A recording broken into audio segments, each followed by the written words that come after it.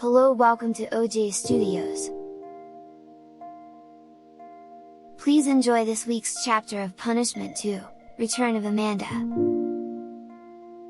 by Olivia Julius.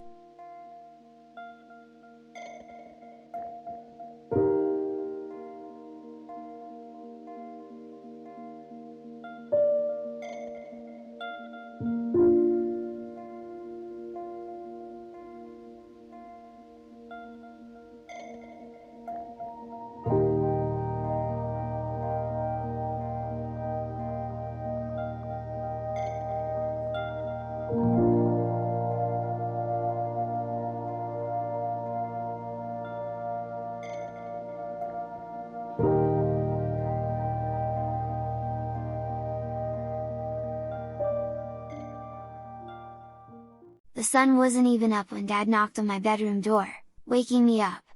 In fact, the sun probably won't even show hints of coming up few hours.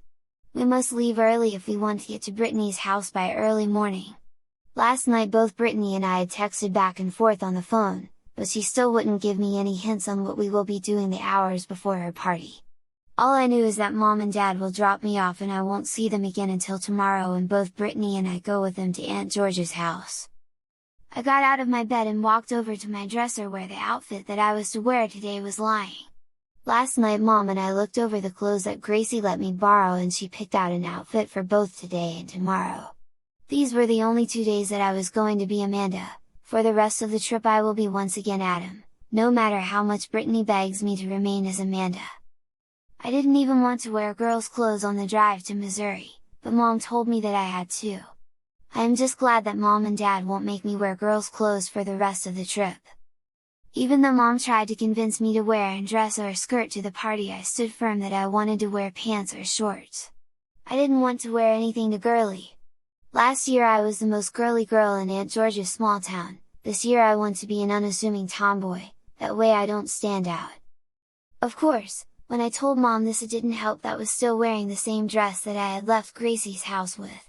It also didn't help my case when I found out that my 2 pajama options were either a pink shorts and tank top set with the Powerpuff Girls printed everywhere on the pants and Buttercup, Bubbles, and Blossom on the tank top. Or there was a purple pants and shirt set, both had unicorns printed in different colors on it. To my excitement, Gracie included a pair of denim shorts that went down to my knees.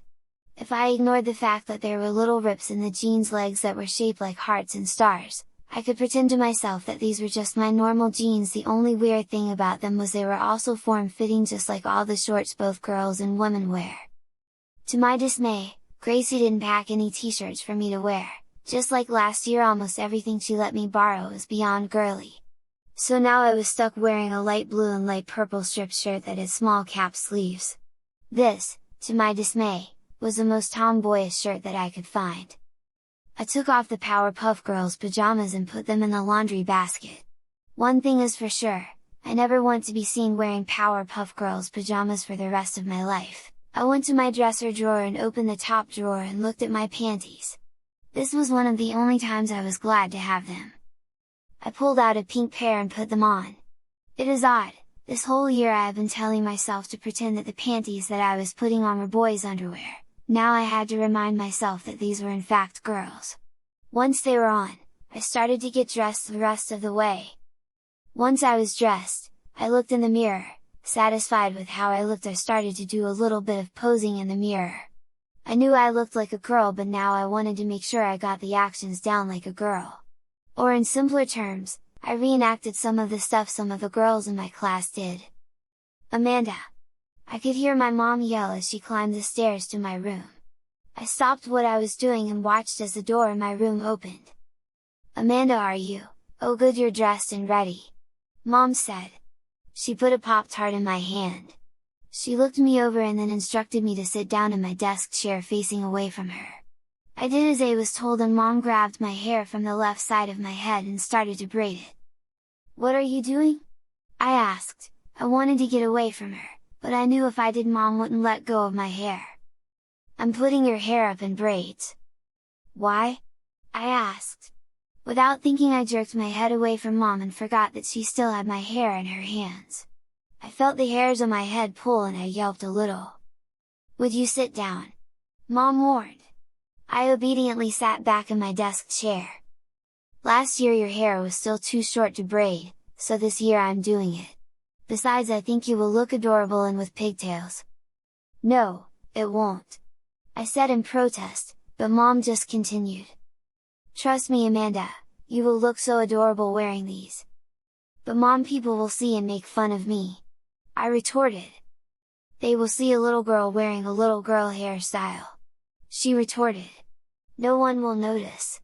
I crossed my arms. This is not what I had expected when I told my mom I wanted to be Amanda for this trip. Keep pouting, Amanda, Mom warned. And you will be stuck wearing this hairstyle for the whole trip along with all the girly dresses we can find. Absent-mindedly I rolled my eye and sat back in the chair. Already this trip was turning into a disaster. Dad came up to my room just as Mom finished the pigtail on the other side of my head. He looked at me for a second, probably trying to figure out if the girl in the seat was really me or not. Are you two ladies ready? He asked. It's time to go. Yup, we're ready, Mom said, getting up. I got up from my desk chair and grabbed my cell phone from its charger. I looked at it and scrolled through my notifications before finally trying to wedge it into the girl's jeans to small pockets. As I did so, I caught a look in the mirror where I saw the girl in the mirror looking back at me. Mom was right, the pigtails in my hair did make me look more pretty and more girly. I continued to look at the mirror until I heard a car horn sound from outside. I knew it was Dad honking, and I knew I had better get downstairs and into the car to start this vacation. I squeezed into the back seat of Dad's car. I was thankful that while Mom and I were at Gracie's house last night borrowing clothes, Dad was loading his car and getting everything ready to go to Missouri. I grabbed my phone from my pocket. It was 3 in the morning here in Indianapolis, that makes it 2 in the morning in Missouri time, way too early to be texting Brittany. So instead, I got comfortable in the back seat and prepared for a long trip,